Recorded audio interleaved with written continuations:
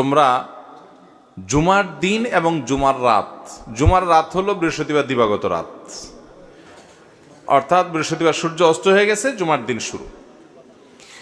তো এই জুমার রাত এবং জুমার দিন এই উভয়টাতে তোমরা আমার প্রতি বেশি বেশি করে দুরূদ প্রেরণ করো, আমার জন্য আল্লাহর কাছে দোয়া পেশ করো। ফাইন্না সালাতাকুম মারুদাতুন আলাই, কারণ তোমরা যে দুরূদ পাঠ করো আমার জন্য, এটা আল্লাহর ফেরেশতারা আমার কাছে নিয়ে পেশ করে যে হে আল্লাহর রাসূল, পৃথিবীর অমুক দেশ অমুক প্রান্ত থেকে অমুকের ছেলে অমুক আপনার জন্য দুরূদ পেশ করেছে। এটা তোমাদের এই রিপোর্টটা আল্লাহর ফেরেশতা আমার কাছে বলে, উপস্থিত করে। এই জন্য তোমরা জুমার দিনে আসলে বেশি বেশি করে দুরূদ পাঠ করবা। দুরূদ হলো নবী সাল্লাল্লাহু আলাইহি সাল্লামের জন্য দোয়া। ওনার জন্য আমাদের দোয়া করলে আমাদের লাভ। আল্লাহ তাআলা তো তার রাসূলের প্রতি রহমত এমনিই নাজিল করবেন, আমরা দোয়া করলেও করবেন, না করলেও। কিন্তু আমরা যদি দোয়া করি তাহলে সেক্ষেত্রে ওনার লাভ হোক না হোক আমাদের লাভ নিশ্চিত, নিজেদের লাভ নিশ্চিত। আল্লাহ তাআলা তার রাসূল সাল্লাল্লাহু আলাইহি সাল্লামকে অনেক ভালোবাসেন, অনেক মহব্বত করেন। তার নবীকে তিনি অনেক মহব্বত করেন দেখে তার নবী তার জন্য কেউ দোয়া করলেও আল্লাহ তাআলা তার প্রতি রহমত নাজিল করে। আর শুধু রহমত নাজিল না, মান সাল্লা আলাইয়া মাররাতান সাল্লাল্লাহু আলাইহি আশরা। নবী সাল্লাল্লাহু আলাইহি সাল্লাম বলেছেন, যে ব্যক্তি আমার প্রতি একবার দুরূদ প্রেরণ করে, একবার নবীজির জন্য দোয়া করে, আল্লাহ তাআলা ওই ব্যক্তির প্রতি 10 বার রহমত নাজিল করে। কয়বার রহমত নাজিল করে? রহমত নাজিলের মানে বুঝেন? 10 বার আল্লাহ অনুগ্রহ করেন, দয়া করেন। আপনার জীবনে এমন একটা মুসিবতে, এমন একটা জায়গা যেখানে আল্লাহর দয়া ছাড়া আপনার উপায় নাই, এরকম 10 বার আপনার জীবনে রহমত আল্লাহ তাআলা নাজিল করবেন, অবতীর্ণ করবেন, আপনার জন্য রহমত অনুগ্রহ আল্লাহ তাআলা করবেন যদি আপনি একবার দুরূদ পাঠ করেন। তাহলে প্রতি সপ্তাহে জুমার দিনে, জুমার রাতে যদি আপনি 100, 200, 300 বার, 1000 বার দুরূদ আপনি প্রেরণ করতে পারেন, তাহলে এই 10 বার আপনার গুণ করে আপনি হিসাব করেন যে কতবার আল্লাহ তাআলার রহমতের হকদার, ভাগীদার, পাওনাদার আপনি হয়ে যাবেন ইনশাআল্লাহ। অতএব জুমার দিনে দুরূদ বিশেষ করে পড়বো তো ইনশাআল্লাহ। দুরূদ পাঠের শ্রেষ্ঠ সিজনই হলো জুমার দিন। দুরূদ পাঠের শ্রেষ্ঠ সিজন কোনটা? জুমার দিন, জুমার রাত। এটা হলো দুরূদ পাঠের সবচাইতে উত্তম মৌসুম এবং শ্রেষ্ঠ সিজন। চেষ্টা করবো তো আমল করার ইনশাআল্লাহ। এখন থেকে বৃহস্পতিবার সন্ধ্যা হলে শুক্রবার সন্ধ্যা পর্যন্ত দুরূদ সারা সপ্তাহ প্রতিদিনই কম বেশি পড়বেন। কিন্তু এই জুমার দিন যখন আসবে তখন দুরূদের পরিমাণ অনেক বেড়ে যাবে ইনশাআল্লাহ। সবাই চেষ্টা করবো তো, আমল করবেন তো ইনশাআল্লাহ।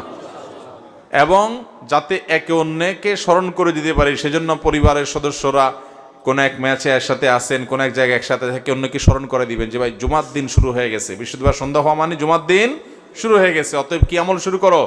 দুরূদের আমল। দুরূদ পড়তে কি পয়সা খরচ হয় ভাই? অনেক বেশি কষ্ট হয়। দুরূদের মধ্যে সবচেয়ে শ্রেষ্ঠ দুরূদ হলো দুরূদ ইব্রাহিম। আল্লাহুম্মা সাল্লি আলা মুহাম্মাদ ওয়া আলা আলি মুহাম্মাদ কামা সাল্লাইতা আলা ইব্রাহিম ওয়া আলা আলি ইব্রাহিম ইন্নাকা হামিদুম মাজিদ। আল্লাহুম্মা বারিক আলা মুহাম্মাদ ওয়া আলা আলি মুহাম্মাদ কামা বারাকতা আলা ইব্রাহিম ওয়া আলা আলি ইব্রাহিম ইন্নাকা হামিদুম মাজিদ। পড়া যাবে না ইনশাআল্লাহ। এই দুরূদ ছাড়া অন্য যে কোনো দুরূদও পড়তে পারেন। সবচেয়ে সংক্ষিপ্ত দুরূদ সাল্লাল্লাহু আলাইহি সাল্লাম পড়লেও চলবে। আল্লাহ তাআলা আমাদেরকে আমল করার তৌফিক দান করুন। তাহলে জুমার দিন উপলক্ষে একটা আমলের কথা জানলাম, সেটা হলো দুরূদ পাঠের আমল করবো তো ইনশাআল্লাহ। নাম্বার 2, জুমার দিন ফজরের নামাজ পুরুষরা জামাতের সাথে পড়বেন। আর মহিলাদের আমল হলো বাসার পুরুষগুলার সবগুলারে উঠে মসজিদের দিকে পাঠিয়ে দিবেন। এটা হলো জুমার দিনের ফজরের সময়ের আমল। নবী করিম সাল্লাল্লাহু আলাইহি সাল্লাম বলেছেন, আফদালুস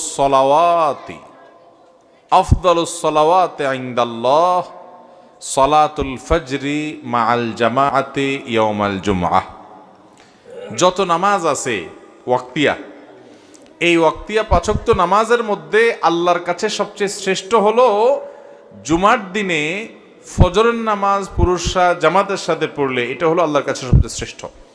এই জন্য সপ্তাহে অন্য সব দিন তো পড়বেনই, জুমার দিন আরো বিশেষ গুরুত্বের সাথে অবশ্যই জামাতের সাথে ফজর পড়তে হবে। এটা জুমার দিনের স্পেশাল আমল, বিশেষ গুরুত্বপূর্ণ আমল। চেষ্টা করবো তো ইনশাআল্লাহ। কিন্তু শুক্রবারে ফজর নামাজ পড়াটা অন্য দিন ফজরের চাইতে বরং আরো কঠিন হয়। কেন কঠিন হয়? কারণ শুক্রবারে অফিস আদালত থাকে না, দোকানপাট থাকে না, আপনার স্কুল মাদ্রাসা থাকে না, যার কারণে আমরা মনে করি শুক্রবারে সকালে তো একটা লম্বা ঘুম দেওয়া যাবে, বিদায় বৃহস্পতিবার রাত্রে শুইতে শুইতে একটু দেরি করেই সবাই শোয়। ফজর নামাজ অনেকে জামাতের সাথে আর পড়তে পারেন। এই জন্য ভাইরা আমার, শয়তান জানে কোন আমল করলে আমরা লাভবান হয়ে যাবে, জন্য সে ওইটা যেন করতে না পারি চক্রান্ত করে। এই জন্য জুমার দিনে ফজর নামাজ পড়ার চেষ্টা করবো তো ইনশাআল্লাহ। এক, দুই নম্বর আমল গেল। 3 নম্বর আমল হলো জুমার দিনে 4টি কাজ করবেন। এই 4 কাজে মিলে একটা আমল, সেটা হলো 3 নম্বর। সেটা কি? নবী আলাইহিস সালাম বলেছেন, মান বাক্কারা ইয়াউমাল জুমআতি ওয়াবতাকার, যে জুমার দিন আগে আগে ঘুম থেকে উঠবে, ভোরে ঘুম থেকে উঠবে, ও যে ফজর পড়বে, ওয়াগাসসালা ওয়াগতাসাল, ফরজ গোসল হলে ফরজ গোসল করবে এবং উত্তম রূপে গোসল করবে জুমার দিনের জন্য, এবং ওয়ামাশা ইলাল মসজিদি ওয়ালাম ইয়ারকাব, পায়ে হেঁটে মসজিদে যাবে, বাহনে চড়বে না।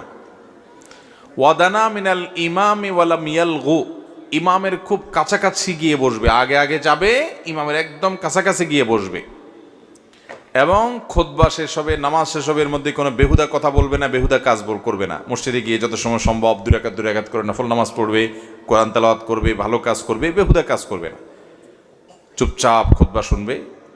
এই 4 কাজ যদি কেউ করে, আবারও বলি 4 কাজ কি কি? আগে আগে ঘুম থেকে উঠা, আগে আগে মসজিদে যাওয়া, গোসল করা উত্তম রূপে, পায়ে হেঁটে মসজিদে যাওয়া, ইমামের কাছাকাছি গিয়ে বসা, অহেতুক কথা কাজ না করা। এই 4 কাজ যদি কেউ করে, নবী করিম সাল্লাল্লাহু আলাইহি সাল্লাম বলেছেন, আল্লাহ রাব্বুল আলামিন তাকে এই কাজগুলোর বিনিময়ে, সে যে বাসা থেকে মসজিদ পর্যন্ত আসলো, প্রতি কদমে 1 বছর রাত জেগে নফল নামাজ পড়া আর দিনে নফল রোজা রাখার সব আল্লাহ তাআলা তাকে দান করবেন,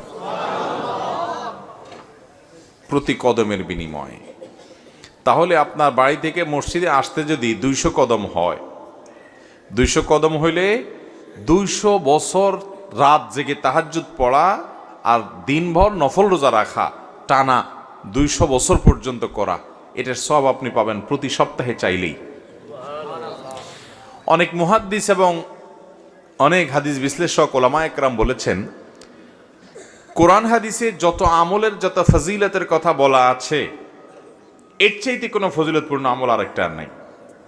মানে এত বিপুল পরিমাণ সওয়াবের কথা অন্য কোনো আমলের বিপরীতে আল্লাহ ওয়াদা করেন নাই।